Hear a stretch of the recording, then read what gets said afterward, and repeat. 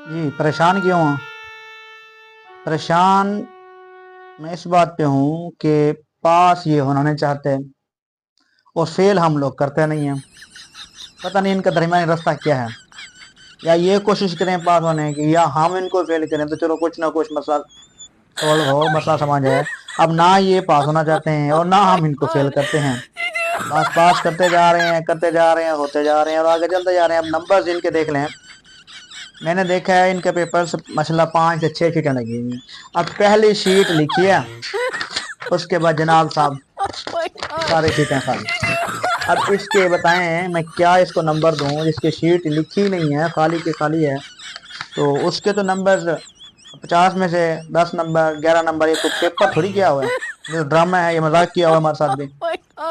اس طرح کا معاملہ جب ہمیں ملتا ہے نا دیکھنے کو تو بڑا دل پریشان ہوتا ہے کہ سارا سال یہ بچے پڑھتے ہیں، سارا سال کوشش کرتے ہیں ان کو سمجھانے کی، بات بات پہ ان کو موٹیویٹ کرنے کے، لیکن اثر نہیں ہوتا.